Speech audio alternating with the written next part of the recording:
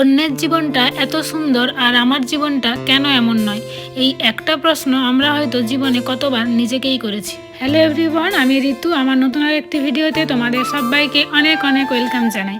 আজকে হলো বুধবার আর আমি এখন সকালের কাজকর্ম সেরে নিয়ে স্নান করে নিয়েছি আর এখন রেডি হয়ে যাচ্ছি, পুজো করতে যাব উপরে। কারো সুন্দর বাড়ি দেখে মনে হয় ইস, আমার বাড়িটাও যদি এমন হতো। কারো ঘুরতে যাওয়ার ছবি দেখে মনে হয় ওরা কত ভালো আছে আর আমরা কোথাও যেতে পারি না। কারো সংসার দেখে মনে হয় ওর হাজব্যান্ড কত ভালো, কত কেয়ার করে। কারো বাচ্চাকে দেখে মনে হয় যে ওর বাচ্চা কত ভালো পড়াশোনা করে, কত হ্যাপি ফ্যামিলি।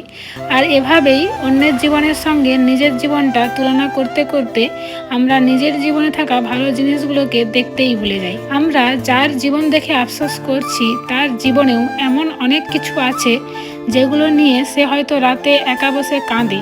আমরা হয়তো সেটা জানি না, কারণ আমরা মানুষের জীবনের শুধু সামনের ছবিটা দেখি, পুরো গল্পটা দেখি না। সোশ্যাল মিডিয়ায় একটা সুন্দর ছবি দেখি, কিন্তু ছবির বাইরে কি আছে সেটা জানি না। হয়তো যে মানুষটা আজ খুব হাসি মুখে ছবি দিয়েছে সেও নিজের জীবনের কোনো একটা সমস্যা নিয়ে চিন্তায় আছে। আবার যে সংসারটাকে বাইরে থেকে দেখে একদম নিখুঁত বলে মনে হয়, সেই সংসারেও অনেক না বলা অভিমান আছে। কিন্তু আমরা অন্যের জীবনের সেরা মুহূর্তগুলোকে নিজের জীবনের সবচেয়ে কঠিন সময়ের সঙ্গে তুলনা করি। তারপর মনে হয় আমি কেন ওদের মতো নই, কেন ওদের মতো পারছি না, আমি হয়তো পিছিয়ে আছি। আসলে আমরা পিছিয়ে নেই, আমাদের রাস্তাটা শুধু আলাদা। কারো জীবনে সাকসেস একটু আগে আসে, কারো একটু পরে। কারো কাছে টাকা বেশি থাকে, আবার কারো কাছে সময় বেশি থাকে। কারো সুন্দর বাড়ি আছে, কারো শান্ত একটা সংসার আছে, কারো অনেক ঘোরাঘুরি আছে, আবার কারো ছোট্ট একটা ফ্যামিলিকে নিয়েই অনেক হ্যাপিতে থাকে।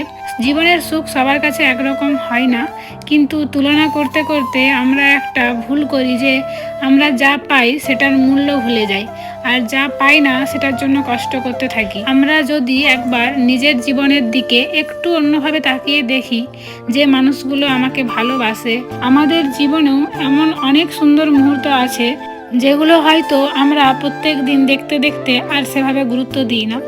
তাই অন্যের জীবনের দিকে তাকিয়ে নিজেকে বিচার করার আগে একবার যদি নিজের জীবনের দিকে তাকিয়ে দেখি যে যে জায়গা থেকে আমরা শুরু করেছিলাম আজ কি সত্যি সেখানেই দাঁড়িয়ে আছি।